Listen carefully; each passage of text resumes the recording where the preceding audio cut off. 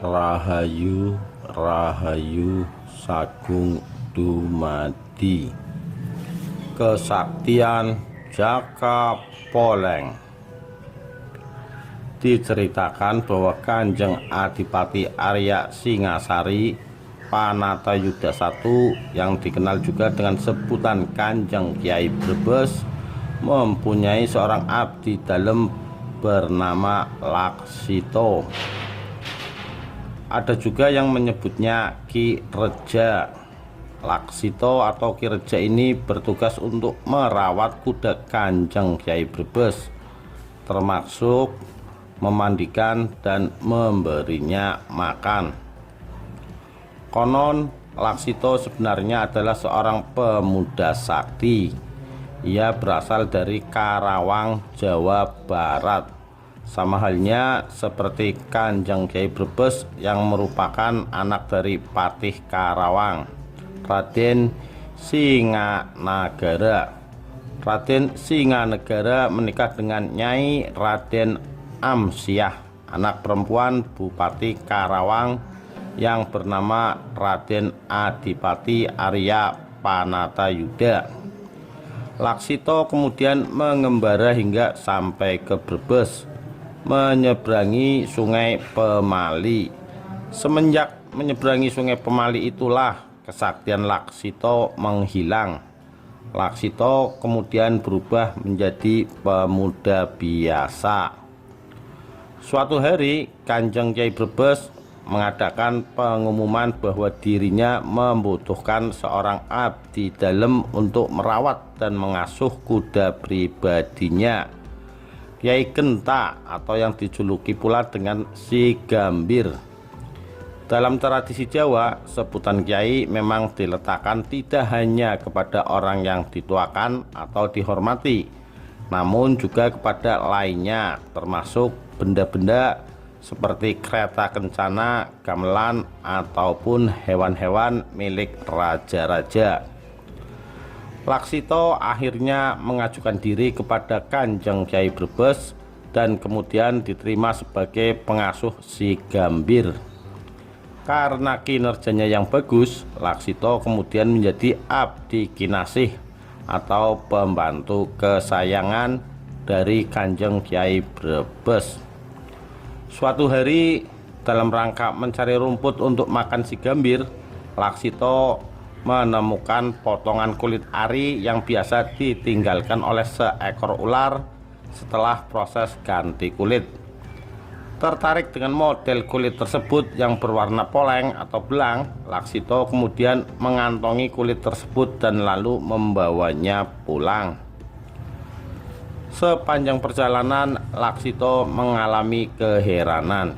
Ia yang memang gerabiak atau ramah senantiasa tersenyum kepada siapa saja yang ditemuinya. Mereka pun senantiasa akan membalas senyuman Laksito. Namun tidak kali ini.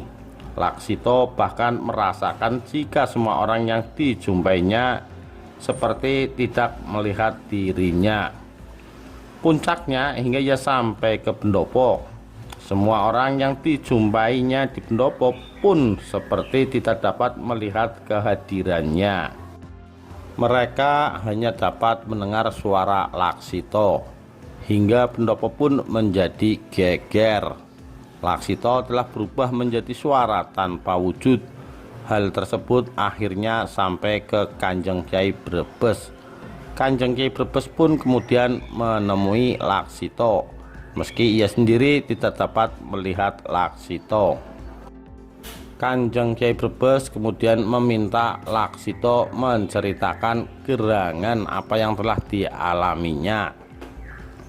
Setelah Laksito menceritakan semuanya, Kanjeng Kyai Brebes pun meminta Laksito untuk mengeluarkan kulit ari ular tersebut dari kantongnya dan diletakkannya di atas meja. Setelah menuruti ucapan Kanjeng Kyai Brebes, wujud Laksito pun kembali nampak.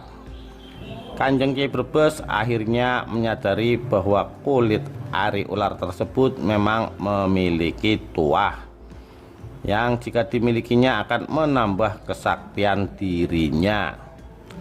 Kanjeng Kyai Brebes pun meminta dan membujuk Laksito untuk memberikan saja kulit ari ular tersebut kepadanya, karena menurut Kanjeng Kyai Brebes kulit ari ular tersebut tidak ada manfaatnya bagi Laksito dan justru mungkin bermanfaat bagi dirinya.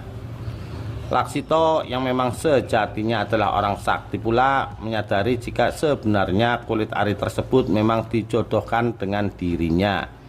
Ia pun menolak permintaan Kanjeng Kyai Brebes. Keduanya pun bersitegang memperebutkan kulit ari tersebut. Hingga karena kalap demi mempertahankan kulit ari tersebut, Laksito memasukkannya ke dalam mulut dan menelannya semua.